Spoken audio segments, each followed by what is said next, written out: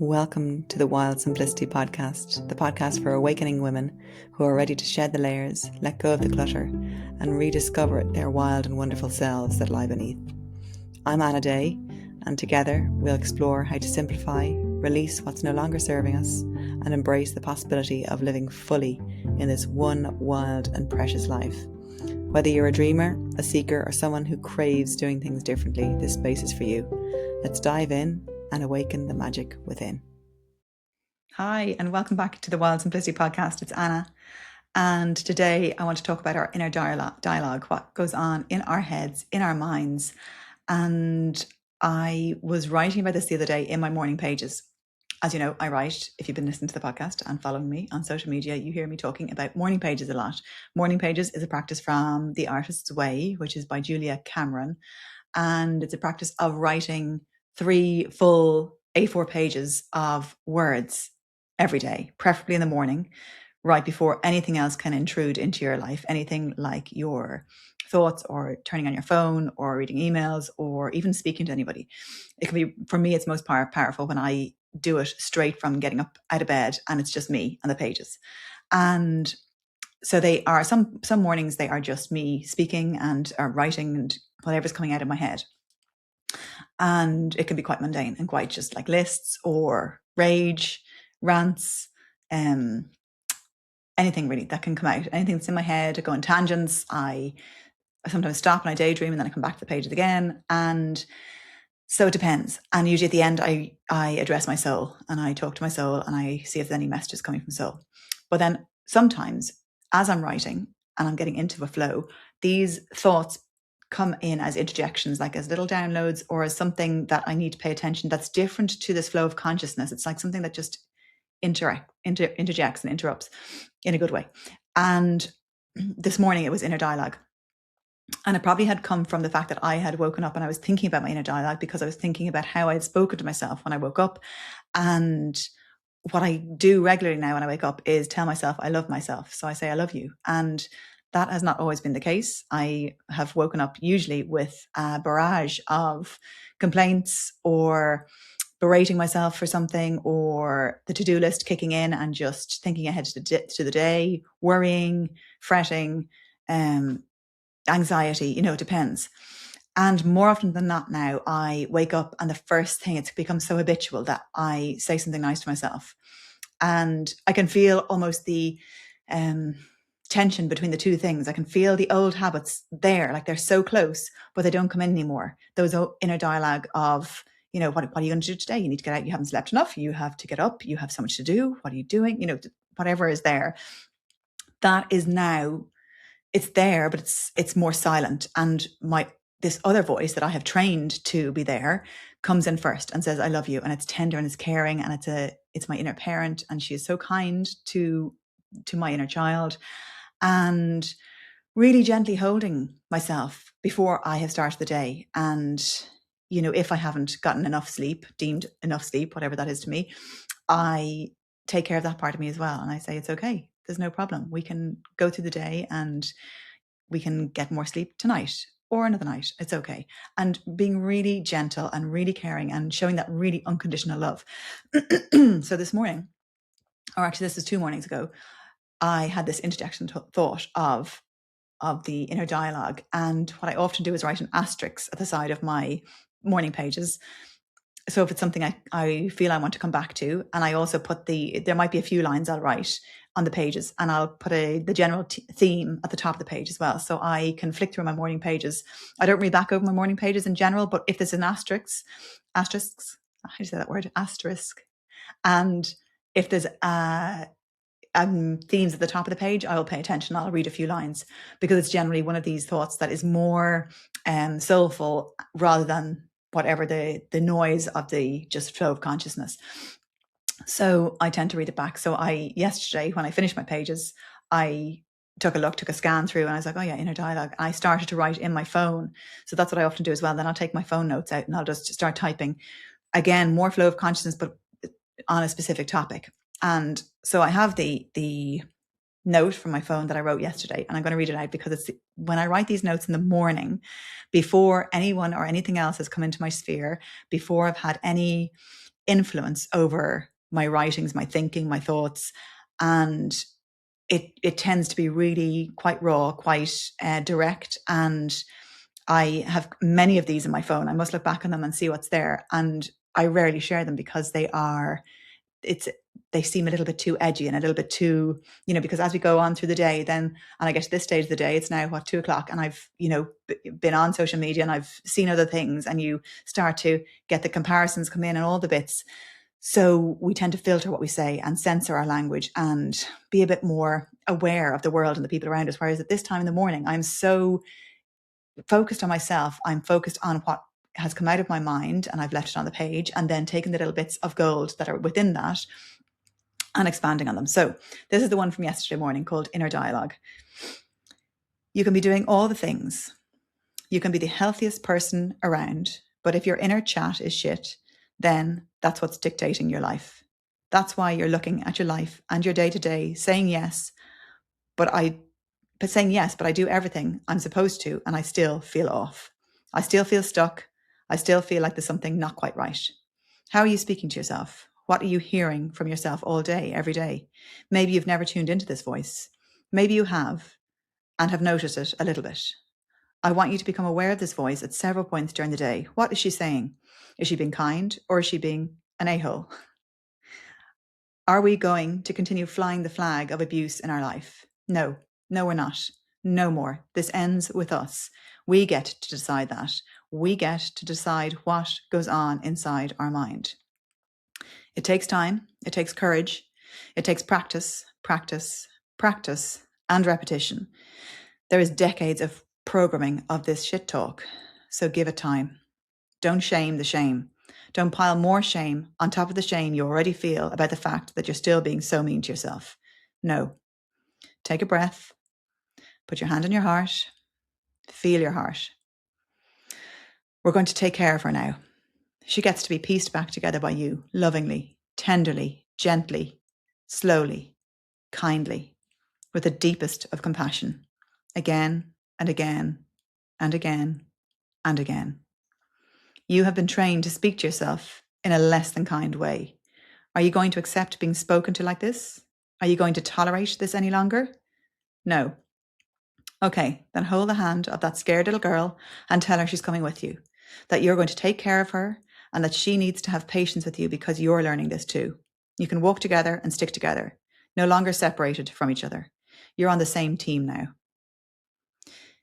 You may not be sure how this is going to work, if it'll even work at all, because it hasn't up until now. So why now? Because you're ready now. You're exhausted. You're absolutely fed up of looping around in the same scenario, same soup of exasperation. The circumstances in your life improve marginally, and that has kept you going, but it's not enough anymore. In the beginning, you're going to probably want to write out a loving replacement script for yourself, because autopilot will kick in and you'll start the same boring shit talk, worrying about the day, telling yourself what you haven't done, etc., etc. Write out a loving replacement script. Take mine as a starting point if this feels too awkward and weird. And yes, it'll feel awkward and weird. Maybe very awkward and weird. Maybe extremely awkward and weird. Maybe excruciatingly awkward and weird. And that means you're on the right track. You're going in the right direction, and you're going where you need to go. That voice will start saying, this is ridiculous. It's childish. It's bullshit. It's woo-woo. It's so embarrassing. Hello there, lovely programmed voice. Thank you for your continued input. I'd like you to take a seat for a while. We're having a restructure. You can still be here. There's also going to be some exciting new trainings, so we can all learn some new skills, including you, my darling voice. And that inner dialogue, it's not happy. It's not happy at all. It does not like being told what to do. Be kind to it. This is all new for it too. It just needs time, compassion, patience, love, and time.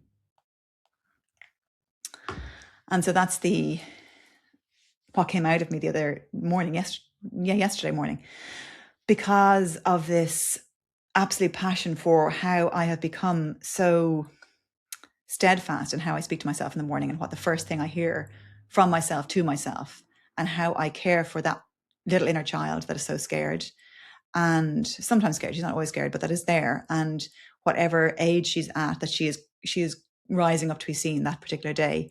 And the more I can stay close to her with my adult self, who has become resolved and who is full of self-belief and full of self-love. And I have done practices to help with that, like the mirror work I was doing last year, which I haven't done in a while actually, but I was consistently getting up every morning. And the first thing I would do, even before my morning pages, was get up and look in the mirror and look directly into my eyes and tell myself I loved myself, or showed gratitude.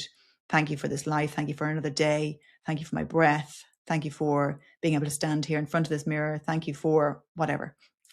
And building that up and really showing up for myself in that mirror every day, regardless of before brushing my hair. Before, I never brush my hair actually, but before doing anything, before putting anything on, before changing anything, just turning up bleary eyed and loving myself unconditionally. And that reprogramming, and I've been doing this for a long time now, reprogramming through affirmations and through other bits. But before, what I was doing was layering the affirmations and repeating them. And it was like they were just being flung at me, and they would kind of fall off. They wouldn't stick because they weren't embodied. I didn't believe them. And some of them, it helped because I was repeating them so often that I had this reflex of when certain things would happen, that this rote affirmation might come out.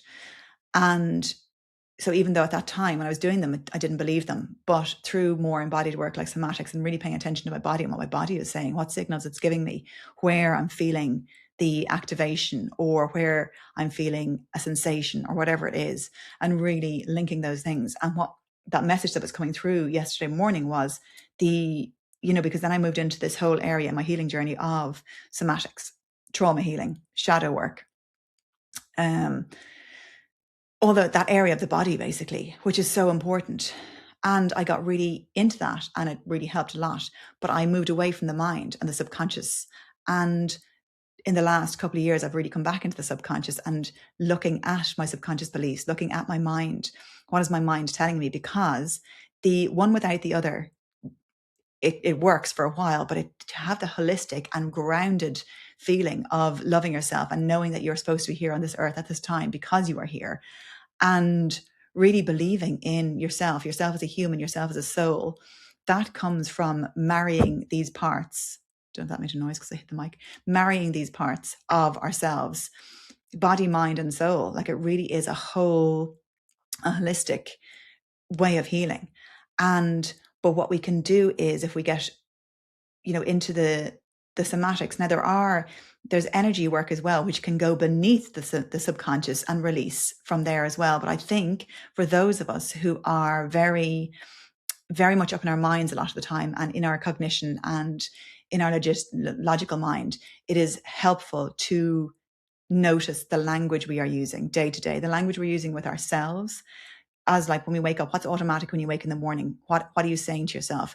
The language we are using to speak about ourselves to others during the day, the language we are using to speak to others, to our children, to anyone out and about, and the language we're using in emails, the language we're using in texts, the language we're using when we drop something, what do we say to ourselves?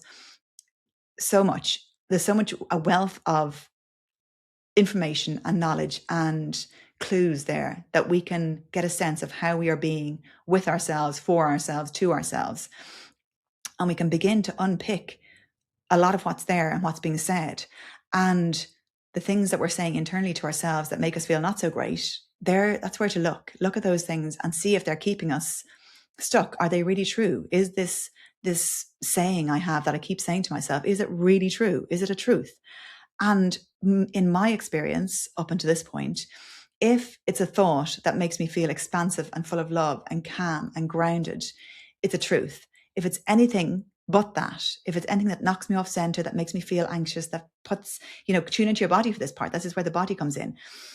If it's making you feel a certain way that is not in flow, alignment, grounded, centered, then it is likely a lie. And you've picked it up along the way from when you were a child, probably. And some experience might have happened. It could be mundane, it can be serious. It happens from we take on these perceptions and these meanings and beliefs from anything. But when you ponder on it, you will start, your mind will start to bring you to memories or to occasions that seem, it might be just a quick something, but it's a time when you likely made whatever happened in that situation mean something. And therefore this belief and this way of perceiving and seeing the world and what it means about you is taken and held, and it is now part of your whole being. It is what you are wearing, what you are looking through. It's like a fog all around you that you look through each and every day. And it turns up in every single facet of your life. And also where to look is where we are saying, this always happens to me. When I say this always happens to me, or typical, I knew this was going to happen, those things, that's where to look. That is your key. It's painful. It is uncomfortable to look in these places. And not to blame ourselves for what's happening, but to be curious about what is the belief that we are having in those moments and how is it impacting what is turning up for us in our world. And it's a place of support for ourselves. It's really important not to go into blame or, there's this whole thing of, you create your world, you create your reality. And therefore people say, well, you can't create your reality because that's just putting blame on people. But if you take this radical responsibility that you will look at everything that you are saying about yourself and to yourself, it unlocks a level of freedom that is quite unbelievable. It's irresistible. It's delicious. It's painful. It's very uncomfortable, but it really gets easier and easier as we go along. And as you look into more of these beliefs. So my invitation is to really dip into this inner dialogue and to focus more on your mind and what your mind is saying, what are the words and language that is moving around within you. It mightn't even be words or language. It is, so tuning into the body, like where in your body is something happening? Is there an activation, a response to words you receive from somebody else or to a happening, to a circumstance? And see if you can translate that into, okay, what am I making this mean about myself? What is it? And put language to what the body is feeling. And that's where you can start to get these keys, unlock, untangle all the threads that are there. And it can really, it allows for things to open up within us because we start to build a self-trust that we are actually, our inner child then hears us listening. She's like, oh my God, she's listening. She wants to know where these thoughts are coming from. She's not just staying in reactivity and going bang, bang, still back into the same pattern, the same cycle. Here we go again. It's just like one day it's with my husband, one day it's with my children, one day it's with a randomer and getting pissed off with somebody online. But they're usually coming from the same texture, the same words. So keep writing down your words as well. And that's what I've been doing. And I come back to, like, there's a couple of themes and a couple of sentences. Like I am, what can it be? It can be like, I'm not worthy, obvious one. I'm disregarded. Try and get down to more nuance though, not to those generic ones, which are useful as well. But I'm disregarded, or I am left out, or people, I'm not privy to information. Other people keep me in the dark, or there's any sort of nuance like that where you can get to, write it down. And then when something comes up where you're activated during the day, you don't have to do it in the moment, but if you can, great. But come back to it later and say, okay, what was going on there? What was I feeling? And what was I saying to myself about what was happening? And it can unlock such amazing information and wisdom about you. And it can be the key to your freedom then, because looking at it and holding it up and asking, is this really true? Is this really true? And then also it filters into every area of your life. So when you wake up in the morning, looking at those thoughts as well, what are the first things you're saying to yourself? And is that really your voice? Is it your voice, or is it somebody else who's implanted that in you? Does it sound like someone you know?